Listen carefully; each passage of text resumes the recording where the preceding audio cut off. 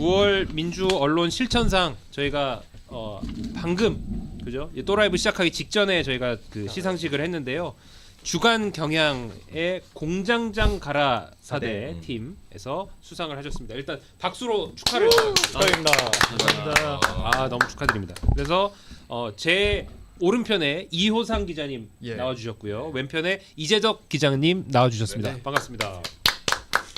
이호상 기자님은 올해 두 번째 수상하셨습니다. 그렇습니까? 벌써 그렇습니까?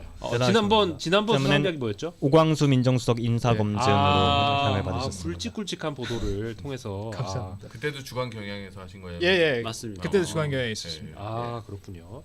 그래서 사실은 이 뉴스 이제 겸공을 진행하고 있는 김어준 씨에 대한 이제 분석 보도 그리고 또 이제 인터뷰 보도 아니었습니까? 그래서 굉장히 이 언론계에서도 큰 반향이 있었던 기사였고 굉장히 필요했던 보도라고 보고 거기에 대해서 이제 9월달에 이번 달에 이제 상을 받게 되셨는데 기획 아이디어가 어떻게 나오게 됐는지 근데 누구나 이 기사를 써야겠다고 저는 기자들이라면 생각할 거라고 생각하는데 사실 이게 고양이 목에 방울 달기 같은 건데 딱 다들 이제, 이렇게 문제는 알고 있지만 약간 좀 이렇게 쫄아서 못 하고 있던 건데 네, 이거를 네, 네. 용감하게 나서 주셨거든요. 네, 어떻게 이게 좀 쓰게 되셨는지. 저희 그냥 부서 회식을 했거든요. 네네. 부서 회식을 잘 안 하는데 거의 뭐 올해 들어서 첫 회식이었을 것 같아요. 부서 회식을 했는데 그 자리에서 이제 그때가 뭐 어떤 때였냐면 6월쯤 무렵인데 대선 막 끝나고 네네. 거기다가 이제 민주당 전당대회가 시작되고 뭐 그런 무렵에 그러다 보니 뭐 전당대회 그때 뭐죠? 그렇게 표현하는 게 뭐야. 명심과 어심 뭐 네. 얘기들이 좀 나오고 있을 때였어요. 그래서 김어준의 영향력이 크다 뭐 이런 얘기가 나올 때. 그래서 우리 한번 해볼까 장난처럼 한번 해보죠. 뭐 그때도 다 약간 쫄면서 이거 하면 큰일 나지 않을까 뭐 이런 뭐 느낌으로. 이런 반응들을 하면서 그렇게 그때부터 약간 듣기 시작했어요. 그 방송을 우리가 할지도 모른다라고 생각을 하고 이제 그때 모든 게 다 정해진 건 아니었고요. 네네네네. 다음에 한번 김어준 현상에 대해서 한번 분석을 한번 해볼까? 근데 마침 예. 방금 이호성 기자가 얘기했던 것처럼 전당대회가 한창이었었고 네네네. 시작되고 있었고 그리고 그때가 여가부 장관 내정자 예. 강선우 예, 내정자에 예. 관련한 논쟁들이 네네. 있었던 상황이었고 강선우 의원. 예. 그리고 거기서는 이제 뭐 김어준 총수가 방송에서 제가 뭐 알아본 바로는 큰 문제가 없다 이렇게 얘기를 하시고 그런 것들 그리고 뭐 그런 거 여러 가지가 다 겹치면서 그럼 우리 한번 이거 한번 해보자라고 진행이 됐던 것 같아요. 그러면서 마침 또 딱 그 상황에 맞았던 게 뭐 조국 사면 등등의 이야기 이런 것들이 그건 다 좀 겹치면서 뒤지만 그렇죠. 좀 엮여 있었죠. 다. 그래서 술자리에서 이 회식 자리에서 이렇게 예. 장난스레 던진 맞습니다. 말이 이거 예. 좀 중요한데라는 어떤 인식이 또 전환되는 그런 계기가 됐고 예. 하게 되셨다. 술자리 안주 삼아서 이제 안주 얘기했던 게 삼아서. 우리 야, 한번 기획을 한번 해보는 게 어떨까라는 얘기가 김어준 커다란 나비 현상이 효과를. 사실은 되게 오래된 현상이지만 이제 또 예. 지금의 국면에서는 또 다른 모습을 또 보여주고 있는 거잖아요. 어느 정도는 안정화된 어떤 민주당의 큰 어떤 권력의 축인 것처럼 미디어 권력의 축인 것처럼 여겨지는 지점이 있는데 그걸 또 적시에 분석하신 것 같고. 그때 좀 파장을 예상을 하셨어요? 욕을 기사의 먹기는 하겠다라는 생각은 다들 네, 했던 네. 것 같아요. 욕을 어떤 식으로든 뭐 욕을 먹겠다. 네. 그렇죠. 예. 어쨌든 그걸 예. 좋아하는 분들이 있는 거고. 예. 예. 근데 사실 파장이 이렇게까지 되리라고 생각을 못했어요. 네. 다음에 이제 곽상원 의원이 저희 기사 네. 링크 달아가지고 이제 얘기를 하고 최민희 의원이 또 거기에 반박을 하고 그렇습니다. 이런 식으로 번진 게 사실 저는 그러니까 이 현상이 다들 문제라고 생각하시는 분들 되게 많았을 것 같은데 상황이 이렇게까지 번지는 거 보면서 그제서야 다시 한번 느꼈던 이게 정말 문제구나라는 걸 다시 한번 이게 정말 중요한 지점이었구나라는 걸 다시 한번 느끼게 되더라고요. 맞습니다. 그리고 이게 그동안 김어준 현상에 대해서 사실 언론들이 좀 제대로 짚지 못한 측면도 있었잖아요. 네네. 다들 문제라고는 생각하시는 분도 있을 테지만요. 근데 이제 집권 여당 민주당이 집권 여당이 돼서 이제 김어준에게 포획된 그런 현상들을 최근에 이렇게 많이 네. 맞닥뜨리게 네. 되니까 네. 그래서 또 많은 분들이 의미 있게 봐주신 게 아닌가라는 생각이 들더라고요. 그래서 이 기획이 또 화제가 됐던 이유 중에 하나가 기성 언론의 뭐 이를테면 원죄라고 할까요? 이런 것들을 일정 부분 기성 언론이 못했던 부분들을 인정하면서 유튜브가 혹은 김어준이 이렇게 인기를 얻을 수 있게 됐던 어떤 뭐 그런 기반도 됐다라는 거를 또 솔직하게 분석하는 그 지점도 있었다라고 생각하는데 청취자 21명을 인터뷰를 하셨습니다. 꽤 많은 수를 인터뷰하셨는데 느낀 점이 있다면 뭐였을까요? 21명을 인터뷰하시면서 21분 인터뷰하면서 제가 가장 크게 느꼈던 거는 이분들의 언론에 대한 기존 언론에 대한 비평이 굉장히 정확한 지점이 있다라는 걸 많이 느꼈어요. 그러니까 뭐 이분들은 신문을 잘 안 보시더라고요. 뭐 방송도 아무래도 김어준 씨 방송을 듣는 분들이니까 MBC를 제일 많이 보거나 그 다음에 JTBC 뭐 이런 정도로 꼽으시고 그 외에 신문은 거의 안 보시다시피 하는데 이제 신문을 안 보는 이유가 뭐냐 했을 때 깊이가 없고 백화점식으로 나열만 하고 우리가 집중해야 될 몇몇 뭐 두세 꼭지에 대해서만 2시간 정도를 다루는 김어준 방송과는 굉장히 질적인 차이가 난다. 그리고 김어준 방송에는 뭐 관계자로 인용되는 사람이 아니라 직접 나와서 얘기하지 않냐. 당국자도 나오고 뭐 의원도 나오고 가장 내밀한 정보를 빠르게 접할 수 있지 않냐. 근데 신문은 그러냐라고 했을 때 정말 할 말이 없고 정말 맞는 말씀이시더라고요. 예. 근데 우리가 사실 방송이랑 신문 얘기하면 신문이 깊이가 있다라고 생각을 하잖아요. 보통은 하는데 특히나 주간 경향이면 주간지면 더더욱 일간지보다 깊이가 있다라고 생각하는 건데 그 시청자들이 원하는 건 그거보다 훨씬 더 그렇죠. 깊은 내밀한 그러면서 뭐 신속하고 재밌는 이런 걸 재밌는 그리고 굉장히 정치적이기를 또 정치적인 이슈만이 큰 기사라고 생각을 하시는 것 같다는 생각은 했어요. 그런 또 정책적인 접근 이런 것들보다는 취재 그러면 과정에서 좀 어려웠던 부분이 있었을까요? 어려웠던 건 약간 민주당 내부의 이야기를 듣기가 조금 좀 어려웠고 그러니까 대부분 뭐 익명을 굉장히 강조하시고 민주당 취재원인 민주당 관계자가 익명으로 저희가 이제 또 다른 꼭지의 기사에서는 뭐 민주당 보좌진이나 아니면 당직자분들이나 의원님들의 이야기를 들어서 기사를 쓰는 게 있었는데 굉장히 강조하시고 그리고 몇 분들은 거절도 하시고 그건 별로 재미가 없다 뭐 하고 싶지가 않다 뭐 이런 식으로 그러면서 약간 김어준 씨의 위상을 다시 한번 느끼기도 했죠. 그리고 또 언론학자들이나 이제 정치학자, 뭐 교수님들 이런 분들을 이제 인터뷰를 하면은 이제 김어준 현상에 대해서 이제 막 얘기를 하시다가 이런 부분들은 좀 조심스러우니까 기사를 내게 되면 한번 좀 다시 한번 제게 보여달라고 하신다거나 굉장히 좀 주저하시면서 얘기하시는 분들이 되게 많더라고요.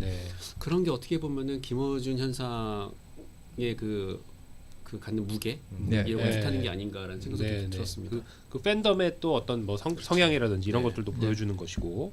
그러니까 저희 심사하면서 한 민실위원이 이런 평을 했어요. 이 기사는 민주당이 이 기사를 언론중재위원회에 제소함으로써 완성됐다. 약간 격박한. 그 제소했던 그 포인트가 뭐였죠? 정당 기능을 김어준에게 넘겼다. 민주당이 그거였는데 넘기지 않았다. 안 넘겼다. 사실 평가적인 거잖아요. 맞아요. 평가적인 의견이 그거를 정정 보도를 하고 각 잡고 언중에 가져간 것 자체가 그러니까 사실은 그 뭐 이를테면 영린이라 그럴까요? 이렇게 약한 지점인 거죠. 민주당의 입장에서도. 그래서 민주당 이제 김어준 방송이 이제 최근에 가장 많이 들여다 보셨을 테니까 민주당의 의제 설정에 실질적으로 미치는 영향이 어느 정도라고 평가를 하게 되셨는지 좀 궁금합니다. 저희는 뭐 저희도 이게 단정적으로 말할 수는 없지만 상당한 영향이 있다라는 생각은 했어요. 그러니까 뭐 예컨대 아침에 방송에서 하신 그분이 하신 말씀이 그분 방송이 다룬 내용이 이제 민주당 최고위원회의나 이런 데서 이제 주되게 얘기가 되고 어떤 의제 같은 경우에는 어떤 인사 조치에 대한 거였는데 물론 이건 우연이겠죠. 당연히 우연이겠지만 그분이 아침에 이런 인사 조치 필요하다라고 했는데 오후에 이제 법무부 뭐 이쪽 사이드에서 발표가 되고 뭐 이런 것들이 몇 번이 반복이 되는 걸 보면서 상당하구나. 근데 물론 다 이게 김어준 씨만의 그 방송만의 영향으로 다 그렇게 국정이 운영되는 건 아닐 것 같지만 뭐 청취자분들도 21분 얘기했을 때도 그분의 영향력이 어느 정도의 크기냐에 대해서는 각기 다 대답은 다르지만 상당한 영향력을 갖고 있다는 데에는 거의 다 어느 정도 다 동의를 하시거든요.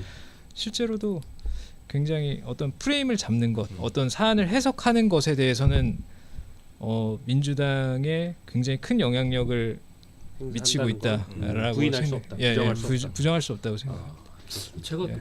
갑자기 이렇게 질문하시니까 제가 기억이 정확한 내용은 잘 기억이 나진 않지만 그냥 갑자기 딱 든 생각은 그때 계속 김어준 방송을 보다가 특검 이제 브리핑을 하는데 뒤에 이제 검찰이라고 크게 써인 그 거기에서 이제 브리핑을 하는 거예요. 김어준 방송에서 이제 정치인들하고 김어준 총수가 얘기를 하면서 저런 것부터 가려야 된다. 지금 뭐 하는 거냐 이렇게 잘 좀 얘기 좀 하라라고 하면 바로 며칠 뒤에 그게 가려져서 이제 검찰이라는 이게 가려져서 나오더라고요. 그런 거 보면은 이게 물론 이제 그 말 때문에 그렇게 한 건 아니겠지만 야, 이게 많은 사람들이 특히 고위층에 있는 많은 분들이 이 방송을 보고 있고 상당한 영향을 미치는 것 같다. 그리고 이분들도 그런 방송에서 한마디를 했을 때 바로 시정이 바로 뭔가 변화되는 걸 보면서 또 어떻게 보면 희열을 느끼진 않을까라는 생각도 들더라고요. 근데 그게 뭐 기자님들도 그렇게 판단하지는 않으셨겠지만 이게 김어준 씨 개인의 영향력이라기보다는 김어준 씨를 좋아하고 그 방송을 보는 분들이 이를테면 민주당의 또 예. 가장 큰 지지 세력 중 하나고 그렇기 때문에 그게 또 의제를 선도하는 능력이 그런 데서 나오는 것 같다. 뭐 네. 이런 평가를 하시는 네. 것 같습니다. 영향력이 커서 문제인가? 김호준 씨의 잘못인가? 그보다는 네. 민주당의 잘못에 더 네. 가깝다는 생각은 들었어요. 뭔가 김어준 씨는 영향력을 그 오랫동안 해 오셔서 대한 네. 방송을 해 오셔서 98년부터 그걸 갖추신 거잖아요. 근데 이제 뭔가 이 거대해진 영향력을 민주당은 적극적으로 올라타려고 하는 것 같았어요. 뭐 그건 청취자분들도 그렇게 느끼더라고요. 애청자분들이 자기가 보기에는 김어준 방송에 저희가 이제 물어보죠. 김어준 방송에 앞다퉈 출연하려는 게 느껴지신다는 거예요. 대체로 민주당 그 정치인들이 의원분들이. 예. 사실 이게 그쵸 영향력이 많다는 건 굉장히 저희로서는 굉장히 부러운 일이고 그렇죠. 그만큼 그 여론의 가려운 곳을 잘 줄고 있다는 얘기고요. 그런 점에서는 당연히 그럴 수밖에 없다고 생각이 드는데 한편으로 이게 지금 그 민주당이 주로 이제 민주당의 입장을 대변하는 그런 그 성향이 좀 강하잖아요. 네. 특히나 이제 지금의 민주당은 집권 여당이고 네. 대변하고 그 민주당의 논리 그 민주당이 결정한 그거에 대한 논리적 근거를 또 만들어주고 아침 방송에서 그걸 한번 얘기해주고 그럼 또 민주당에서도 그거를 받아가지고 그날 정치 의제로 얘기를 하고 그런 것들 그리고 그러면서 뭔가 그 세계관을 민주당 중심의 그 세계관을 독자들한테 보여준다는 거 그리고 그 세계관에서 만약에 맞지 않는 나중에 오류라는 것이 나중에 드러났다고 하더라도 뭐 아니면 말고 아니면은 이제 그쵸 이게 정말 몇몇 큰 오류에 대해서는 이제 인정은 하지는 않으시잖아요. 예, 그런 것들이 더 문제라고 보는 거죠. 뭐 이를테면 음모론, 음모론류의 그런 것들에 대해서 또 문제 제기가 있었던 거죠. 실질적으로 영향력이 크고 그것이 어떤 정권에 직접적으로 영향을 미치고 국민들의 삶에도 영향을 미치는데 이제 검증되지 않은 사람들로 그런 영역에 존재하는 부분을 좀 지적을 하신. 세월호라든지 이런 쪽의 음모론들은 워낙 파장이 컸기 때문에 사람들이 이제 뉴스타파나 이런 곳에서 검증도 하고 그래서 이게 오류라는 허위 사실이었구나라는 걸 사람들이 좀 알긴 아는데 그게 이제 아침 방송마다 민주당의 입장을 대변해 주는 것 같은 그런 얘기들, 그런 그런 세계관을 보여주고 그런 음모론을 이제 툭툭 하는 게 이게 과연 정말 이게 좀 위험한 일 아닌가? 이게 사실의 영역으로 뭔가 해석하는 게 아니라 뭔가 프레임의 관점에서 정파적인 프레임 관점에서 그 사회를 그걸 해석을 하려고 하잖아요. 그런 것 자체가 이제 위험하다는 거죠. 영향력이야 거기에 이제 영향 큰 문제는 아니죠. 그러니까 이게 사실은 그렇게 영향력을 위원장님 말씀대로 영향력을 발휘한다는 것 자체가 문제가 되지는 않을 테지만 그게 어떠한 기본적인 어떤 토대를 가지고 출발하냐 그게 어떤 진실 추구의 이를테면 저널리즘과 언론의 관점에서 출발하는 건지 아니면 정파적인 프레임에서 출발해서 진실의 영역은 어느 정도는 약간 뭉개지기도 하는 그런 토대에서 출발하는지가 문제일 거고 이 지점이 많아지면 후자가 많아지면 더 문제가 되는 거고 이런 사실 또 여기서 또 같습니다. 걱정되는 거는 그러면 니네들은 정파적이지 않냐라고 하실 것 같아서 사실 그게 문제였죠. 기존의 언론들, 기성 언론, 경향신문을 비롯 저희 주간경향이나 경향신문을 비롯한 기성 언론들이 사실 정파적이라는 얘기를 굉장히 많이 비판을 듣죠. 정파적이었죠. 예, 그래서 제가 관련해 가지고 논문들을 막 찾아보니까 한국의 신문들은 이미 2000년대 초반부터 적대적인 정파성을 띠고 그 이슈를 다뤄왔다라는 그런 그 분석도 굉장히 많고요. 사실 그 토대 위에서 뭔가 그 비어 있는 지점을 김어준 총수가 잡아내고 그거를 시장으로 만들어서 확산시킨 어떻게 보면 굉장히 스마트하고 그렇죠. 네, 전략적이었고 그러니까 기존 언론은 뭐 각 언론사마다의 어떤 색깔이 있고 일종의 정파성을 띈다 해도 지켜야 될 금도 맞습니다. 뭐 이런 예, 것들이 예. 있으니까 기사적으로는 재미가 이제 없어지는 아 맞아요. 그걸 네. 가려운 것을 확실하게 이제 김어준 쪽에서는 긁어주는 거죠. 사람들이 듣고 싶어하는 얘기를 지지자들이 듣고 싶어하는 얘기를 더 명확하게 듣고 싶어하고 기존 언론은 네. 충분히 정파적이지 않은 게 문제였던 것 같아요. 정파적일 거면 완전히 확 정파적이어서 완전히 내 편을 들어주기를 청취자들은 바랬던 네. 것 같고요. 예. 그렇죠. 어느 정도 정파성을 띠지만 예. 사실 그 뭐 팩트의 문제 이런 거에 또 뭐 이를테면 얽매이는 측면이 있기 때문에 또 그걸 고소해야 네. 된다라고 맞아. 믿기 때문에 그 지점에서 문제가 발생하는 것 같다. 네, 아까 제 수상 소감 때도 뭐 말씀 들었는데, 그러니까 김어준 현상을 보면서 이제 기성 언론의 문제점을 이제 되돌아봤다까지는 이제 뭐 다 동의가 될 것 같은데, 그럼 기성 언론에서 그런 시청자들의 여러 지적을 받으면서 우리가 그럼 변화해야 될 게 뭔가? 라고 되면 또 고민이 될 것 같아요. 김어준처럼 할 것인가? 아 그게 아니라고 그 방향은 아니라는 네. 생각은 들었어요. 뭘 뭔가- 할 것인가? 이게 이제 고민인 거죠. 예. 기성 사실 언론 기사를 읽어보면 이제 독자들 같은 경우 그런 우리 편 조선일보 뭐 이런 거 아, 원하는 예, 사람도 예, 있지만 맞아요. 반대로 또 이렇게 뭐 객관적이고 공정한 언론 이런 걸 요구하는 목소리도 또 만만치 않았던 거잖아요. 맞아요. 그런 목소리도 나왔는데 저는 그걸 들으면서 아 이렇게 얘기하면 안 되지만 그 취재원 분들에게 저는 이게 정말 원하시는 바가 맞을까? 그 말씀은 그렇게 하시지만 이상은 그렇게 그리시지만 김어준 씨 방송이 그 이상에 부합하는 방송은 네. 아닌 거잖아요. 그러니까 저는 김어준 씨 방송에 어떤 문제점이 있다고 한다면은 불편부당하지 않은 게 저는 너무 언론 큰 영향력을 가진 언론인데도 어떻게 저렇게 불편부당하지 않을 수 있을까? 그러니까 자기 편 잘못에는 관대한 면이 분명히 있고 남의 잘못에만 엄청 엄정하고 뭐 이런 것들이 근데 그분들이 바라는 이상이 정말 실현될 수 있나 하는 생각은 들었고 근데 저렇게 해야 살아남는 것이다라는 생각은 들면서도 그래도 망해도 이 정도로 망해야지 저렇게 가면 안 되지 않을까 하는 생각도 거기서 들었어요. 하고 있는데 그래서 이제 어려운 질문을 드리고 있는데, 그러니까 뭐 유튜브 알고리즘과 뭐 팬덤 정치와 이런 게 이제 정치 양극화를 부추긴다 뭐 이렇게 얘기를 하지 않습니까? 예. 근데 이제 기성 언론에 몸담고 계신 두 기자님 입장에서 이 언론이 공론장으로서의 역할, 뭐 김어준식의 방식이 아닌 새로운 언론의 역할 이런 걸 회복하려면 어떤 변화가 필요하다고 보시는지 한 가지만 들어주신다면 뭐 여러 가지가 있겠지만 언론의 변화요. 언론의 변화 뭘 해야 된다고 생각하시는지. 참 그걸 알았으면 진작에 잘 만들었겠죠. 그러니까 언론이 위기 아닙니까? 근데 예. 김어준식으로 이제 돌파해 나가는 언론의 한 모습이 있는 것 같고 그게 이제 성공 모델이 되어 버리는 것 같고 네. 근데 또 다른 방향으로 가야 된다고 많은 언론인은 생각할 것 같아요. 예. 어떻게 가야 된다고 보시는지.